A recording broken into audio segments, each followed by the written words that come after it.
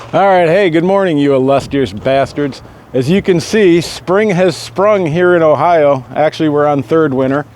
But there's something I want to talk to you guys about. It's taken a while to admit this, but here, let's go inside and I'll tell you about it. So I sit before you today, humbled, as somebody that's coming to terms with something, and I figured the best way to do this is just to share it.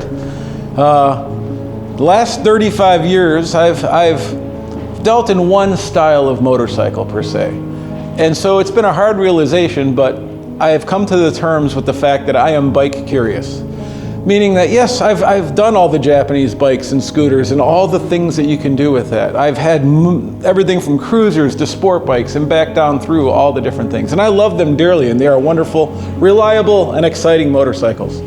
But just like you don't marry the first woman you ever sleep with, well, I hope you didn't, but anyways, you don't do that with bikes, but I kind of did. So it was time to admit that I was bike curious and have a conversation with some of my buddies and find out their thoughts. And fortunately for me, I hang out with a bunch of guys that are just as bad as I am, and in fact have a leader named Phil who owns a shop that can facilitate any kind of weird fantasy that you might have regarding motorcycles.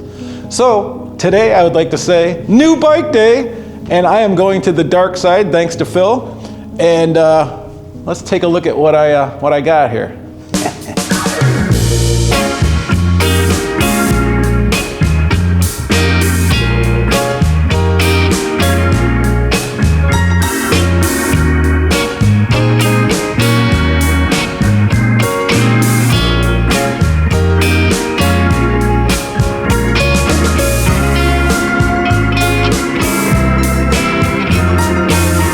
So here's the interesting thing.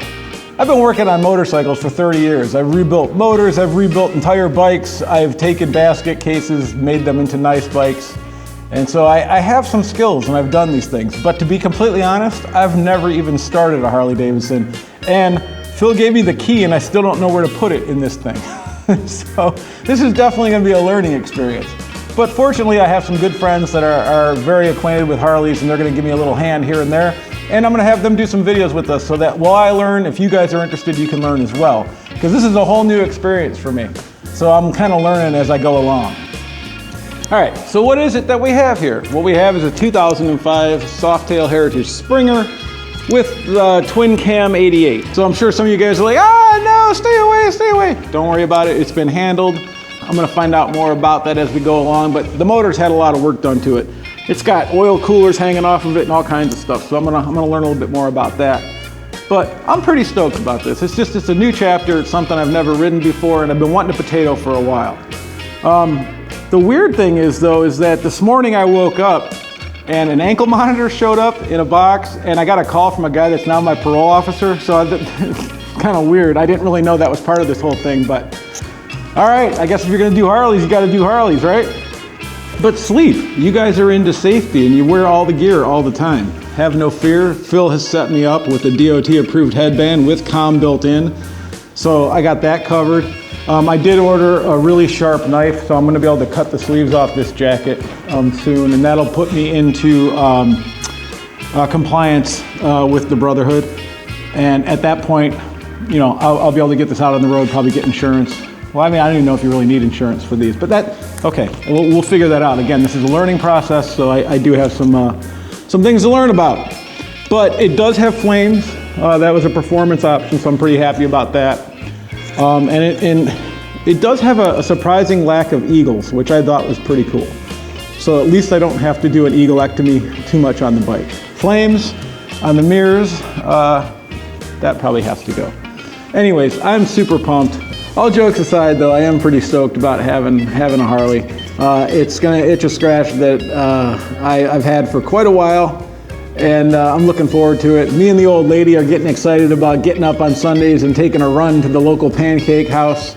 Just sit and stare at other Harleys for 4 or 5 hours before we take the 5-minute ride back home. So it's gonna be a good adventure. No, but seriously, I am gonna start working on this thing. We're gonna get it running. Fix some of the issues that it has, and I'm going to bring you along with it. My buddy Steve Noble is going to come in. He's going to help with a few things like that, go over some stuff. You might have seen him in the last video where he teaches people how to fix Harleys. So why not go to the source? So we're gonna do that as well. And we have some other cool stuff coming. I shot an interview with Brian from Moto Go that the camera died. Resetting that up right now, but that's gonna be a really interesting one. He's doing some really cool work and I can't wait to tell you guys about it. So, all right, new bike day. I gotta come up with the name for this thing. All right, I'm gonna need your guys' help with one thing. I can't think of a name. So if you can put a name idea in the comments, that'd be awesome. Because after 40 years of not having a Harley, this thing's gotta have a name. I need to call it something.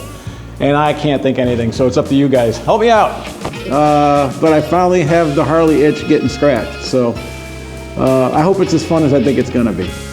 All right, well, my PO officer just said I gotta get inside and make a call. My ankle monitor's beeping, so thanks for watching, and if it works, it ain't dumb.